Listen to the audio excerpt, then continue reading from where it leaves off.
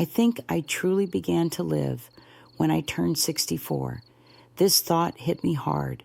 What had kept me from enjoying life all these years? What had I been missing out on? Inside, I felt both a sense of regret and a new awakening. My step-grandson, Bruce, didn't say anything at first. He just watched me, and it gave me the strength I needed. He was there for me, not with words, but just by being present. As my hands slowly reached for the straps of the box I was handling, I smiled and thought, "Oh, hi there. I didn't notice you." I was in the middle of sharing a significant moment from my life, so let me start fresh to give you the full story. At 64 years old, I had no idea that something as simple as cleaning could lead to a turning point in my life, especially after my step-grandson, Bruce, unexpectedly showed up. It had been 12 long years since my husband, David, passed away, leaving me feeling lonely and isolated. One late morning, I finally mustered the courage to clean the basement, a messy space I had been avoiding for years. Just thinking about it made me anxious, but I knew it was time to face that dusty room, cluttered with boxes and old memories that smelled musty. When I opened the first box, I was taken by surprise to find an old photo album from my youth. As I flipped through the pages, one photo caught my eye. It was from a beach party, showing me with a margarita in hand, wearing a bright orange bikini, laughing and looking carefree. It was a picture of a joyful young woman named Elizabeth. Seeing that photo stirred up a mix of happiness and sadness in me, bringing back memories and feelings I had tucked away for a long time. Suddenly, I heard a noise from the basement door. I turned around, surprised to see Bruce standing there. I hadn't seen him in 4 years, and he looked taller and more mature, but still wore that familiar smile. Last time I had seen him, he was 23. Now he was about 27. "Surprise," he said, lifting a coffee cup. "Bruce, when did you arrive?" I asked, surprised, but genuinely glad to see him. "Just now," he replied as he walked down the stairs. "I saw your car outside and thought you might need help." I almost said no, thinking I could manage on my own, but before I could protest, he came closer with determination in his eyes. He noticed the album I was holding and asked, "What's this?" Just as I was about to take the photo from him, I hesitated. His gaze was fixed on that image of young Elizabeth on the beach, and it felt like time stood still as he looked at it. Finally, he turned to me and asked, "Is this you?" I chuckled nervously and replied, "Yeah, that was me, back in the wild days." Bruce continued to look at the picture with a curious expression. As I looked back at Bruce, I noticed a blend of admiration and surprise in his eyes. It was a mix that made me feel both uneasy and unexpectedly comforted. "Wow, it's strange to think of you like this, but I'm impressed," he said with a smile. He invited me to join his channel for more stories, reminding me to subscribe and turn on notifications, insisting that my story was just beginning and something I wouldn't want to miss. In that moment, I felt something stirring inside me, feelings I had kept buried for years. Emotions that David had never truly brought out in me started to bubble to the surface, but I quickly pushed those thoughts aside. Let's not dwell on the past. I snapped the album shut. We need to start sorting out these old boxes.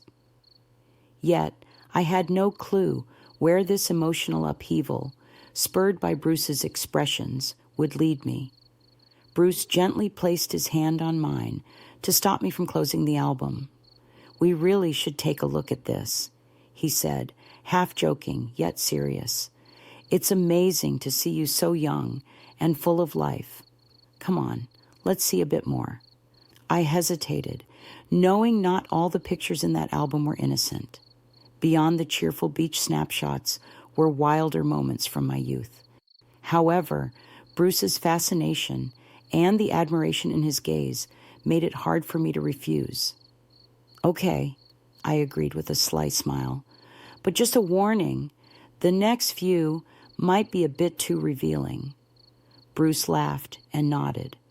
"I'm sure everything will be fine." He took the album and settled down beside me, so close that I could feel his breath on my skin as we flipped through the pages. The beach party pictures quickly transitioned to images from my college years, showcasing nights out at clubs. One photo caught Bruce's eye. It was me, in a tight, backless red dress, dancing with a carefree spirit. He lingered on that picture, his gaze moving between the photo and me, a spark of curiosity lighting up his face.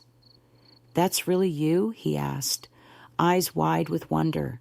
I felt a bit shy as I replied, "Yeah, that was just youth."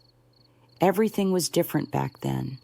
There was a moment of silence before he said, "You're incredible." He paused, then continued, "All this time, I've only thought of you as my grandmother, but you were like a total, party girl." His words made me blush, yet they also awakened something in me. I recalled how David had never shown me that kind of admiration.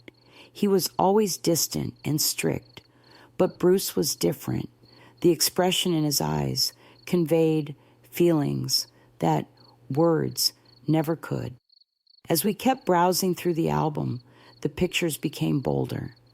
There was one of me laughing with friends, wearing a short pair of shorts and a bikini top, and another of me dancing in a nightclub, dressed in a daring black outfit.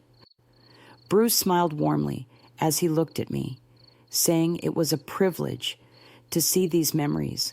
Even back in the day, my beauty was stunning, and he noted that David was quite lucky to have been with me.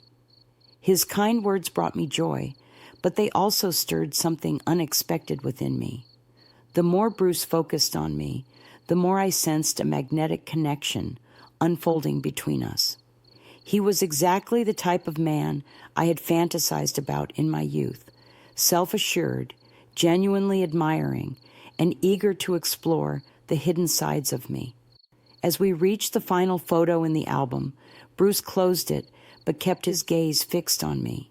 "Elizabeth," he spoke softly, "you are truly extraordinary." His words caught me off guard and touched my heart. It had been ages since someone had looked at me with such warmth or said such flattering things. Locking eyes with Bruce, I felt a shift in the atmosphere around us. Despite the chilly, dusty basement, a warm sensation began to rise within me. Being near him made me feel youthful again, though I wasn't quite sure what these feelings meant for me.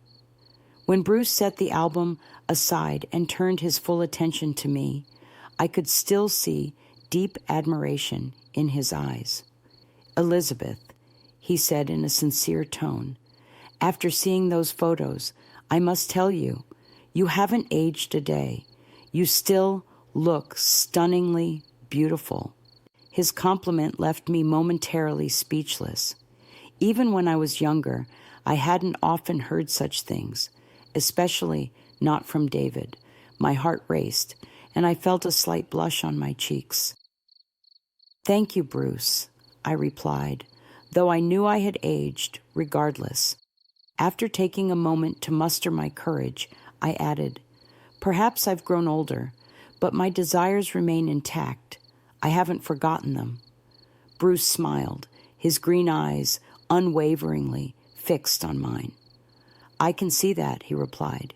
"You're not just beautiful, you're absolutely captivating." I found myself momentarily admiring his strong athletic build, His tall frame, broad shoulders, and slightly tousled blonde hair gave him a movie star vibe. But what struck me most was the mix of confidence and gentleness in his green eyes. "It's interesting to hear that from someone like you," I said with a faint smile. "David was nothing like you. He was always so calm and distant, never doing anything to surprise or excite me.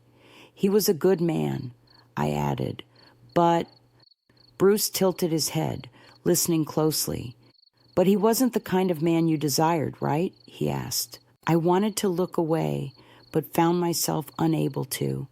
"Yeah," I admitted honestly. "David never had the excitement or passion I longed for. It's not that he was a bad person. I just always felt something was lacking." Bruce paused for a moment before giving me a soft, confident smile. "Maybe it's time to see what fills that emptiness," he said. His words sparked something within me. This young man was genuinely interested in me, and his confidence stirred emotions I hadn't felt in years. In that moment, I realized that Bruce was not only different from David, but he also resembled the kind of man I had fantasized about when I was younger. However, I was uncertain about where these feelings might lead me, or if I was heading in the right direction. After a brief silence, Bruce stood up, sliding his hands into his pockets. His green eyes met mine. "I'm going to put the bike in the garage and be right back," he said steadily. "But don't stay in the basement, Elizabeth. Wait for me in the living room, okay?" The confidence in his voice had a profound effect on me, and I nodded slightly, agreeing. "All right, Bruce," I replied. As Bruce went upstairs, I found myself thinking about how his passion for his motorcycle was influencing me. I imagined how he must look while working on it or riding it, full of energy, passion, and determination. He reminded me so much of the kind of man I once dreamed of. He's so similar to my ideal, I whispered to myself. But he was also my step-grandson, which complicated my feelings. I moved to the living room and waited for him. It wasn't long before Bruce came back, holding a bottle of wine. The label immediately caught my eye. It was my favorite rosé. I had no idea how he knew this or why he thought to bring it, but again, I felt a spark ignite inside me. "I got this from the best place I could find," he said, with a slight smile. "I hope you like it." "Like it?" I exclaimed, a bit surprised. "Bruce, this is my favorite wine. How did you know?" He shrugged, a look on his face suggesting he didn't want to delve into the details. "I notice little things. I remembered, I guess." I took a moment to appreciate how thoughtful he was. "Bruce, this wine is really special." "Thank you," I said softly. He opened the bottle, poured the wine into 2 glasses, and handed me one. "Let's share some good memories tonight, Elizabeth," he said. We raised our glasses in a toast. As I took my first sip, the delightful taste of the rosé danced on my tongue, and I couldn't help but focus my gaze on Bruce. The conversation flowed easily between us, and I was drawn to him, not only for his looks, but also for his intelligence and poise. At one point, as our glasses neared empty, Bruce's eyes locked onto mine with warmth, creating a connection I couldn't ignore. I sensed a change in the air, a mix of fear and excitement, but I didn't know where it would take me. Suddenly, Bruce stopped talking. He put his glass down and looked at me with a stronger, more intense gaze. "Elizabeth," he said, his voice low, yet filled with emotion. I felt my heart race and my breathing quicken. "Yes, Bruce," I whispered, my voice soft and shaky. He took my hand in his his warm fingers gently brushing against mine, igniting a whirlwind of feelings inside me. "I know I shouldn't say this," he began, "but when I look at you, I can't help myself. You're not only beautiful, you're more than I could have ever imagined." His words resonated deeply within me, and I could feel my cheeks heat up. "Bruce, I started, but he paused, leaning closer. My heart raced, and despite knowing I should pull away, I couldn't resist the strong attraction I felt toward him. When his lips met mine, slow and deliberate, time seemed to freeze. The kiss was soft yet profound, stirring long-buried desires within me. His hands found my waist, and in that moment, I let go completely. As Bruce pulled away, I felt the electric tension lingering in the air, my heart still pounding. I looked at him, wishing my eyes could convey my feelings. Unable to resist, I leaned in and kissed him again, this time taking the lead. When our lips connected, a spark ignited inside me. At first, he seemed taken aback, but soon he matched my passion. His hand moved back to my waist, drawing me closer with a gentle yet firm grip, radiating warmth throughout my body. Lying on the couch side by side, we were nearly touching. His presence consumed me, and resting against his chest stirred a new sensation inside me. My heart raced, not from fear, but from a strong desire to fully embrace the moment. I slowly sat up and felt his intense gaze on me, as if he understood everything I was feeling without any words. Standing up, I hesitated as my heart pounded. An uncontrollable urge took over, and my hands moved to the thin straps of my dress, which felt like heavy chains holding me back. Bruce didn't say anything. He just watched me. His silent gaze gave me the strength I needed. I felt his support, not through words, but through his eyes. As I grasped the straps of my dress and slowly pulled them down, the fabric slipped off my shoulders and fell softly to the floor.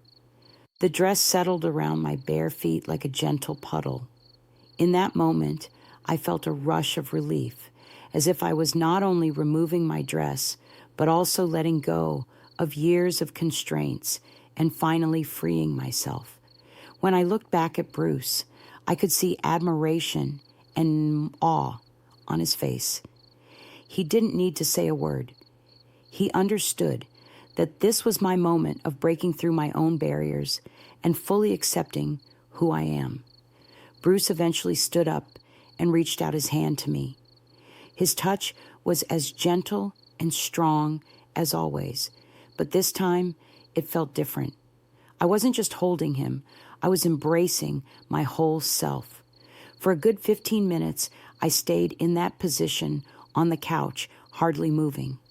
I was so close to fainting, yet I managed to stay awake. Perhaps it was the years of longing that had built up this strange strength in me. Bruce's strong and broad presence had always attracted me, but now the intensity of my feelings for him was at an entirely new level. I felt weightless, as if I had left everything behind. My heart raced, my body trembled, and I could feel the impact of his presence everywhere. For the first time, I felt exhausted in the most thrilling way. This was not a limitation, it was a liberation. As I got lost in these powerful emotions, my thoughts drifted into a strange reflection. I realized I had never truly lived until now.